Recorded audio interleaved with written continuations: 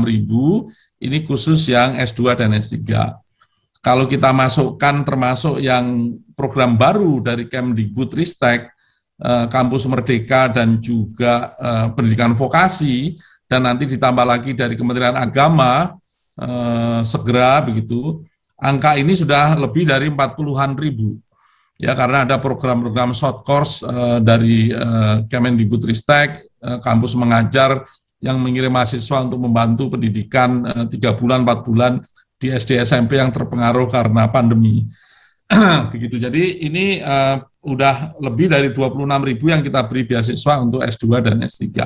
Tentunya angka ini cukup besar kalau kita bandingkan dengan pemberi beasiswa lain, tapi kalau kita lihat penduduk Indonesia, tentunya kita masih perlu terus mengembangkan dan meloncat untuk mendapatkan putra-putri terbaik bangsa yang terdidik, tinggi, terdidik, tentunya tidak hanya masalah ilmunya, tapi juga akhlaknya, juga moralnya, dan orang yang bermental pemimpin untuk kebaikan bangsa.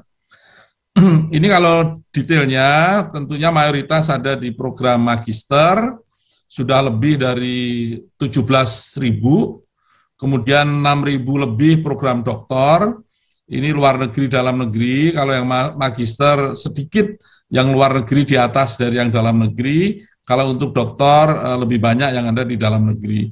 Tapi kita bayangkan ada 4.000 hampir doktor di dalam negeri, dan 2.400 hampir doktor dari luar negeri, ini bukan main. Master juga hampir masing-masing 10 ribuan ya, baik di luar negeri maupun dalam negeri. Ini akan terus kita kembangkan ke depannya. Nah, ini penerima beasiswa itu kalau kita golongkan terhadap provinsi asal begitu, maka yang paling banyak tentunya ada di Jawa. Ini karena memang penduduk Jawa paling banyak dan juga lulusan S1, S2 Jawa paling banyak. Nah, kami tentunya tidak melupakan bahwa kita harus melakukan yang terbaik, jauh lebih baik sosialisasinya untuk kawan-kawan yang ada di daerah afirmasi ya, terutama Papua, Papua Barat, Maluku, Maluku Utara, dan NTT. Dan ada peningkatan yang cukup tajam di tahun ini untuk cukup signifikan ya angka-angka untuk kawan-kawan yang ada di daerah afirmasi tersebut. Penerima beasiswa yang sedang sekolah sekarang itu ada 6.263 tersebar di seluruh benua ya. Kemudian kalau prosentasenya yang di Indonesia tentunya mayoritas, kemudian Eropa itu yang luar negeri paling banyak ya 11%, kemudian Australia, Selandia Baru itu 7%, Asia 3%, Amerika Utara juga 3% ya, banyak Amerika Utara itu US dan Kanada, ada juga yang di Afrika. Ini khusus untuk santri yang 2019, ini keren juga nih ya, doktornya itu lebih banyak daripada magister ya. Ya ini keren juga ini ya, 220, yang magisternya semoga nggak kebalik ya, Buruntini mohon diralat ya kalau kebalik ya. Karena ini agak anomali ya, doktornya 220, magisternya 73. Ini mohon maaf kalau kebalik, tapi nanti Buruntini mungkin bisa menjelaskan.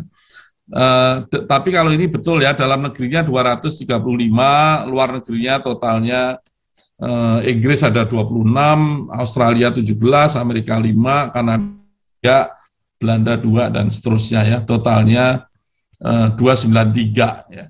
Jadi ada kira-kira 58 yang ada di luar negeri ya. Ya ini cukup banyak juga. Nah, harapan kami tentunya tahun ini kalau kita rekrut yang luar negeri kalau bisa ya lebih banyak daripada yang tahun 2019 begitu. Ini memang ada yang bidang keilmuannya umum yang kita rekrut 2019, ada yang keagamaan 38. Perempuan laki-lakinya mendominasi 62%, perempuannya 37, hampir 38%. Kalau proporsi keseluruhan, perempuan laki-laki itu hampir 50-50 ya, kalau LPDP semua. Ini yang santri memang karena baru pertama kali ya, kita lihat yang laki-lakinya lebih banyak, 62%. Nah, ini yang tadi saya sampaikan, kerjasama dengan Kemdikbud, itu sudah kita jalankan di 2021 ini, dan segera menyusul yang dengan Kemenak. Dengan adanya arahan dari Dewan Penyantun LPDP, Dewan Pengarahnya LPDP, semacam komisarisnya LPDP, maka kita mengikut bahwa LPDP diberi amanah tidak hanya untuk program S2, S3, tapi juga program-program baru yang sangat dibutuhkan oleh bangsa ini, termasuk pendidikan vokasi, Kampus Merdeka untuk yang Kemdikbud ya, tentunya nanti ada spesifik khusus untuk yang Kementerian Agama. Nah, tentunya kita bekerja bersama, kita punya satu rumah tapi dua pintu, nanti kalau Kemenak gabung tentunya akan ada satu rumah tiga pintu atau satu rumah tiga jendela begitu. Kita sangat kolaborasi agar makin keren program kita. Nah, ini beasiswa yang kita punya di LPDP yang tidak termasuk yang Kemdikbud, karena Kemdikbud sangat spesifik, maka kita punya 3 jenis beasiswa, afirmasi, targeted, dan umum. Nah, beasiswa santri itu ada di kategori afirmasi. Artinya apa? Kita berikan keberpihakan. Syarat masuknya lebih ringan, kita berikan pengayaan agar syarat masuk yang ringan tadi bisa kita tingkatkan selama ada di dalam LPDP agar kualitasnya meningkat. Kita beri pengayaan bahasa, pengayaan soft skill agar bahasa dan soft skill-nya juga meningkat. Ini untuk seluruh kawan-kawan yang difabel, afirmasi, prasejahtera maupun santri. Nah, untuk yang targeted ini kita sampaikan saja, ini untuk PNS, TNI, Polri, ini lebih ketat daripada afirmasi. Ada beasiswa kewirausahaan yang kita arahkan untuk mencetak wirausaha. Kemudian ini yang paling kompetitif, umum, ini ada reguler, ada perguruan tinggi utama dunia, dan ada co-funding yang kerjasama dengan lembaga lain untuk Rp1 kita bisa dimanfaatkan oleh lebih banyak orang dengan co-funding dari pembiayaan dari lembaga lain. Ini khusus untuk yang afirmasi, santri ada di sini, maka syaratnya kira-kira sama. Jadi untuk mendaftar ini magister atau doktor, Anda tidak perlu punya letter of acceptance dari universitas. Tapi kalau udah punya, ya bagus. Tapi universitasnya dicek dulu, harus ada di daftar universitas LPDP. Kenapa? Karena kita ingin Anda bersekolah di sekolah yang keren, yang bagus. Nah, saya sudah lakukan ini sebaik-baiknya. Untuk yang umum, untuk yang kompetitif, ya bukan untuk santri, itu hanya 100 universitas ditambah 50, jadi ada 150. Terbaik di dunia. Nah, untuk yang tadi targeted, kita tambah 50, jadi ada 100, 150 plus 50, ada 200 universitas. Nah, untuk yang afirmasi, kita tambah lagi. Jadi 200 universitas ditambah 50 universitas terbaik di dunia. Ada 250 universitas terbaik di dunia.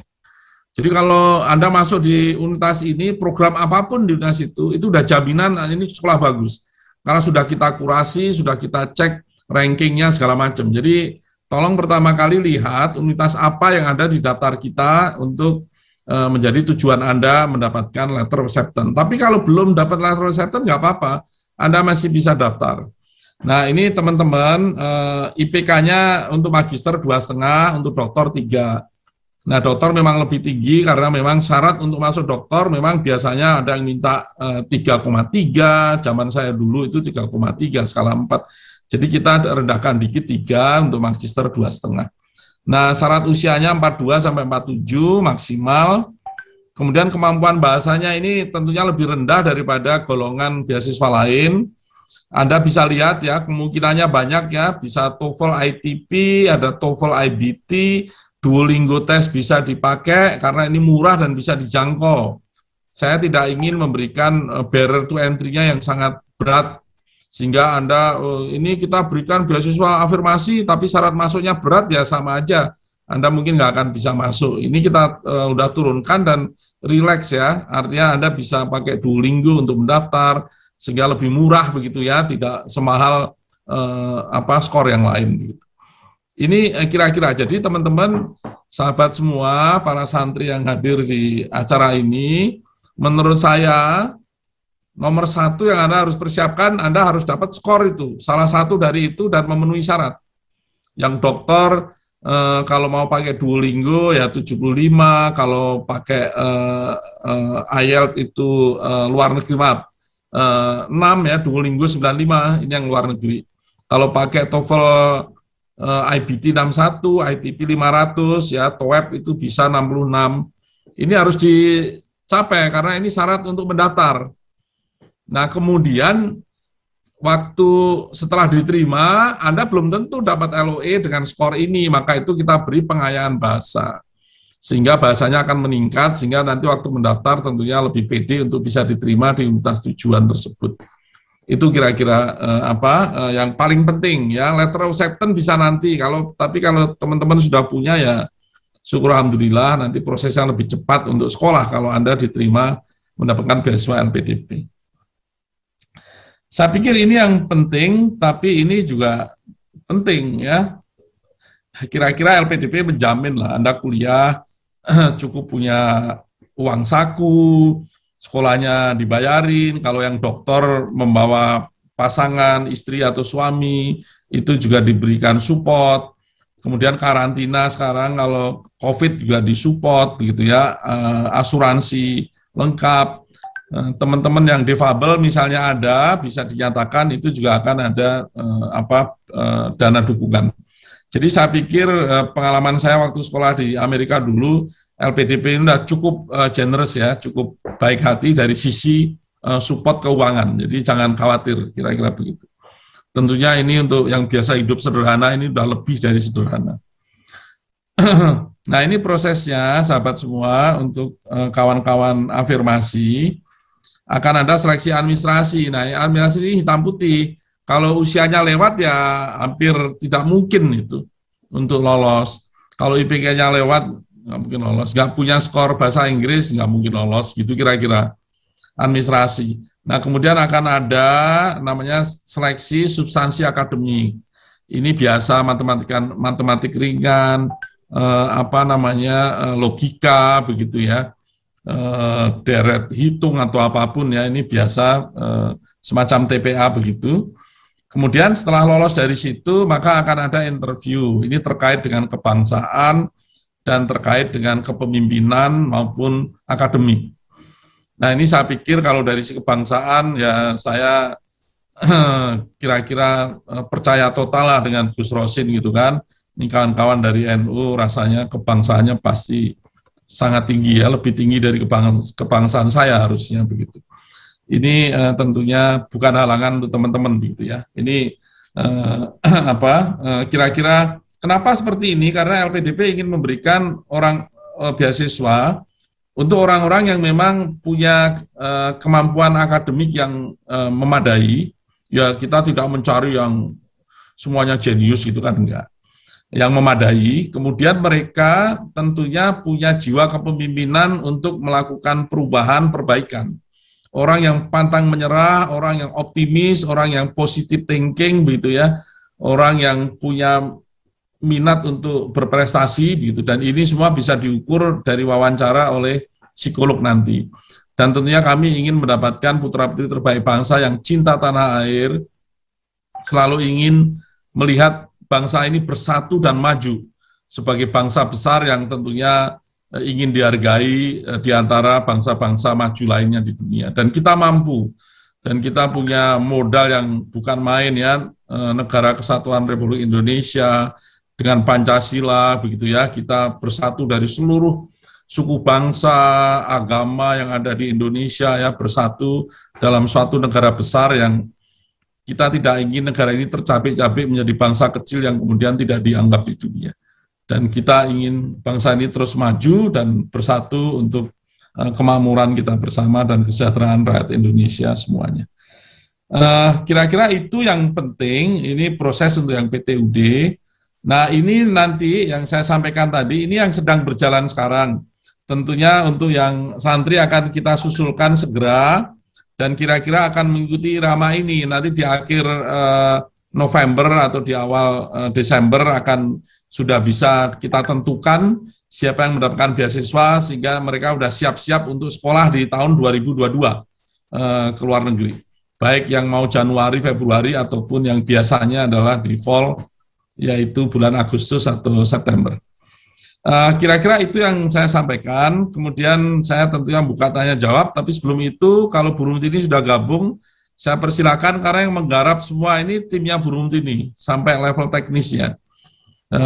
Terutama dengan Kementerian Agama, dengan pengalaman yang tahun lalu, karena 2019 saya belum bergabung di LPDP. Saya persilakan Bu Rumtini kalau ada Ya, Pak. tambahan.